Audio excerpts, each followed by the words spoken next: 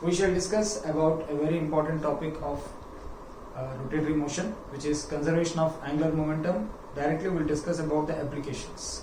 But before we take the applications, just a small recap of what is conservation of angular momentum. So, if we relate it to a straight line motion, when there is no force acting on a body, the linear momentum of the body remains constant. Quite similarly, in rotational motion, if there is no external torque acting on a body, the angular momentum should remain constant. So, we are having in straight line motion F is equal to dP by dt, and in rotatory motion tau is equal to dL by dt. The force in straight line motion, translative motion, is comparable to the torque in rotational motion. The linear momentum in straight line motion is comparable to angular momentum in rotatory motion. So now if we say the torque is 0, that means dL by dt is equal to 0, or dL is equal to 0, that means L is equal to constant. So we mean to say that when there is no external torque acting on the body, the angular momentum of the body should remain constant.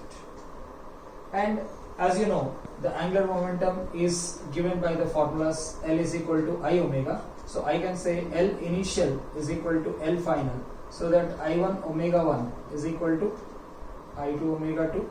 So these are the kind of the basics we should be knowing before we start any of the application of conservation of angular momentum. Application. So consider a rod which is hinged at its bottom and it is initially stationary in a vertical position. Let mass of the rod be capital M and length of the rod be capital M.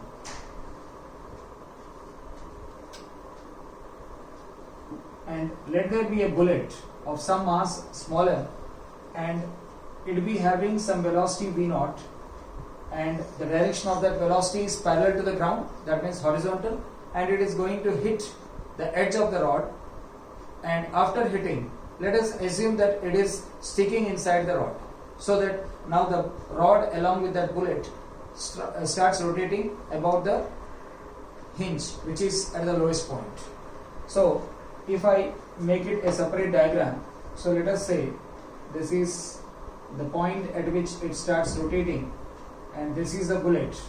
So now it starts rotating like this with some angular velocity omega.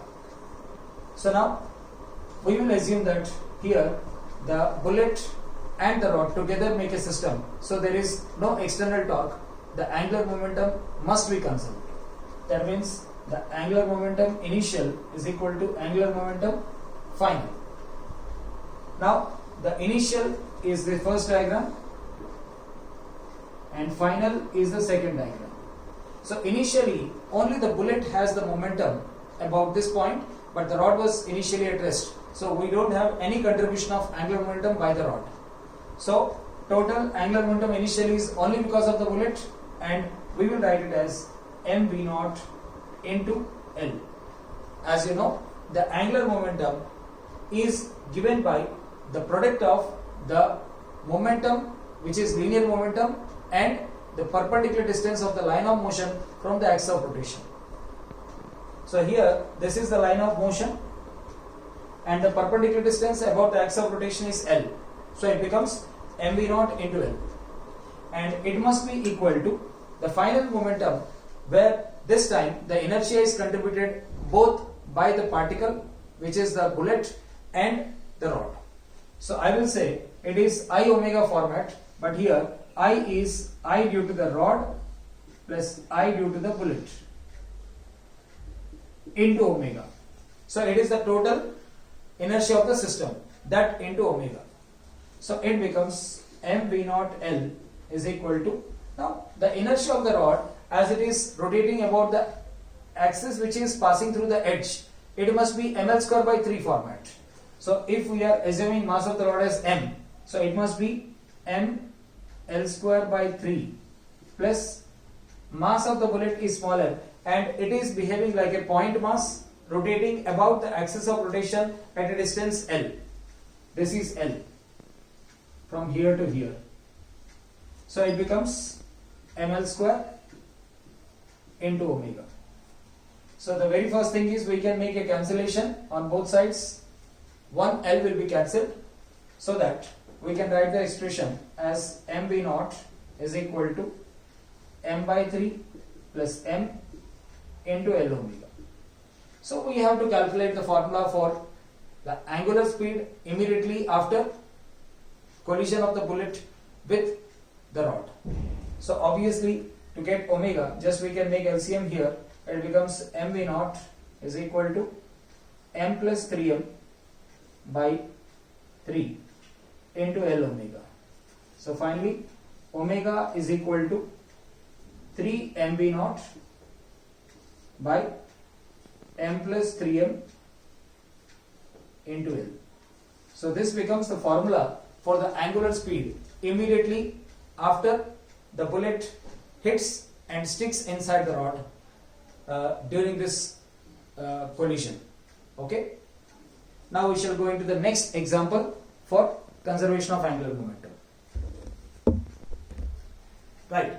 So we will take an example where we are having a set of 3 rods which are exactly identical in mass as well as length, and they are arranged in such a way that if this is the first rod, this is the second rod, and this is the third rod, and as we can see, the dots are there which represent the hinge points. Like for example, the first and second rods are connected by a hinge, second and third rods are connected by hinge, and let us assume that all these 3 are initially moving with the same velocity v0 parallel to one another, so that we assume that the motion is represented by the respective center of masses. Okay, so this is the center of mass of this rod and this rod. These are the center of masses. Now all of a sudden, let us assume that we have stopped the middle rod. So what will happen? So the remaining 2 rods on either of the ends will start rotating, and we will assume that there is no external torque. So the angular momentum has to be conserved. So if we consider like what is going to happen in this situation in terms of the diagram, I can say that this is the way in which the 2 rods on either sides will start rotating with some angular speed omega. So finally, the position is the 2 rods will start moving in such a way that at a point they will collide or hit one another to form an equilateral triangle, because I said they are all identical in length as well as mass. So the triangle form must be an equilateral triangle. So now the time taken by the rod from here to here, let us say the time taken from here to here is t. Okay, so the question is, in how much time after stopping the middle rod these 2 rods will start rotating and getting into this position. Okay, so what I will do is I will calculate it for any one rod, and we will assume that it must be the same for the other rod because both are exactly identical. So let us say mass of each rod is m, and now if we consider any one rod, this was its center of mass which was initially moving with a velocity v0, and now it starts rotating with an angular speed omega. So if mass of the rod was m, okay, and it was rotating at about this point, which is the hinge point or where the axis of rotation would exist, so that I will say angular momentum initial is equal to angular momentum final.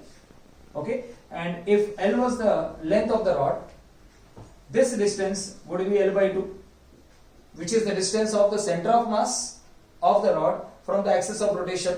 So I will say it is m v0 into L by 2, which is the initial angular momentum, as we say that the rod is represented by its center of mass, its velocity is v0, and the distance of the center of mass from the axis of rotation is L by 2. So it becomes m v0 into L by 2.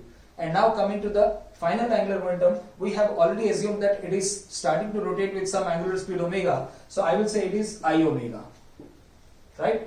So now it becomes m v naught L by 2 is equal to, now coming to inertia, it is rotating about the edge of the rod.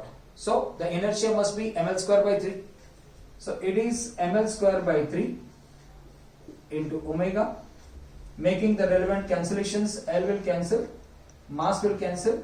So omega will be 3v naught. Omega will be 3v naught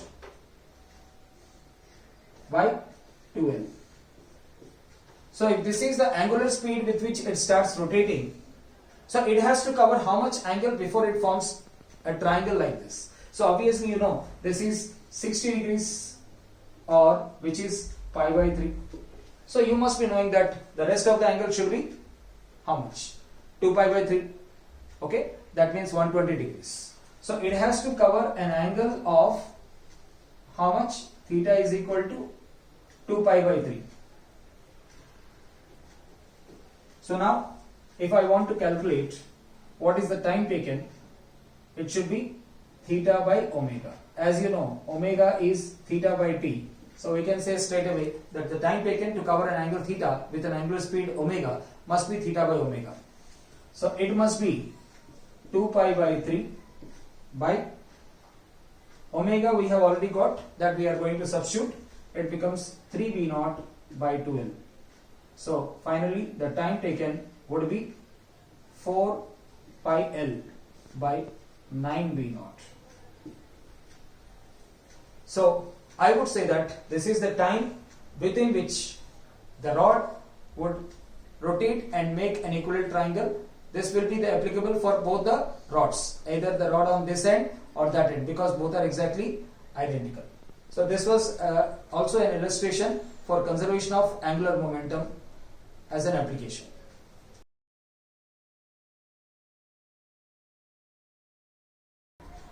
Let us consider another application where the torque applied by tension in a pulley system.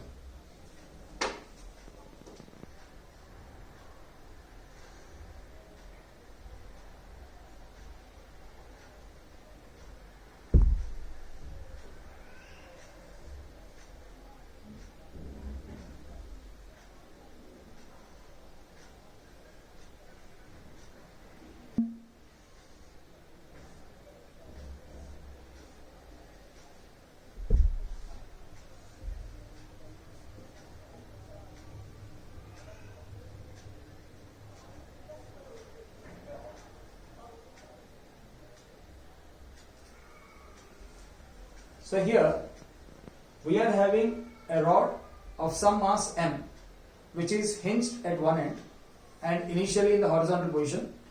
The other end of the rod is connected to a string which passes over a pulley, and the other end of the string is connected to a block which also has the same mass as that of the rod, that is the same mass m. And now we also assume that the system is initially held at rest and all of a sudden we have released. So we can assume that as we have released, the block tends to move down, causing the tension in the string to pull this rod up, so it starts rotating up. So to start with, we'll take the free body diagram of the block, which is, I would say, the mass m acted upon by tension T and force mg, and acting as a net is A. So I would say mg minus T is equal to ma. So let this be equation 1. We would use this equation later. So coming to this rod. So now if you take this rod, it is fixed here, which is becoming the axis of rotation. So here on one end it is acted upon by tension T. So we can represent it here. So this tension T is trying to rotate it in the anti-clockwise direction, but opposite we are also having a torque being applied by the weight of the rod, which is mg acting, trying to rotate it in the clockwise direction. So if this is L, this is L by 2. So I would say that there is a net torque acting on the rod.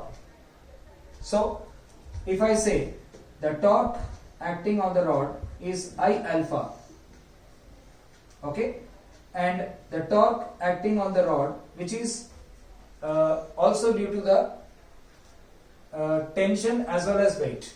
Tension is trying to rotate it in the anti-clockwise direction and weight is trying to rotate it in the clockwise direction.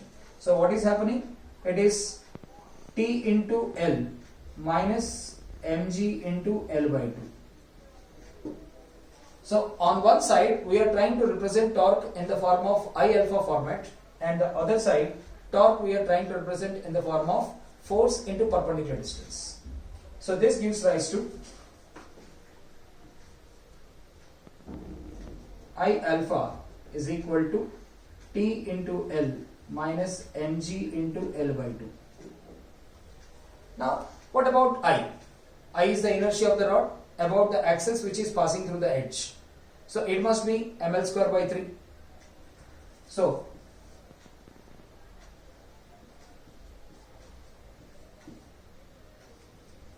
alpha is the angular acceleration. So I would say if the angular acceleration of the rod is alpha, it is also having a linear acceleration a. So what is the relation between them? Is a is equal to r alpha format, where r is in this case L, distance from perpendicular distance from the axis of rotation.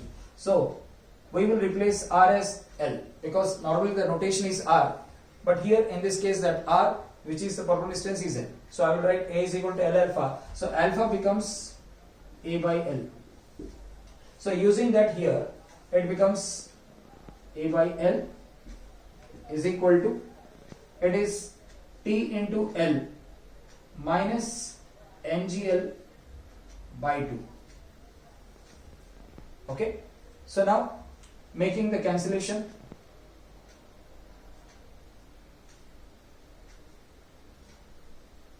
so it becomes ma by 3 is equal to T minus mg by 2. So it becomes T is equal to ma by 3 plus mg by 2. So I got an expression for the tension. As I said, we can use it to substitute in equation 1 to finally get what is the linear acceleration. So let us come back here. So it becomes mg minus ma by 3 plus mg by 2 is equal to ma. So it becomes mg minus mg by 2 is equal to ma plus ma by 3. So let cancel the m. So it becomes g by 2 is equal to 4a by 3. So finally we got a is equal to 3g by 8.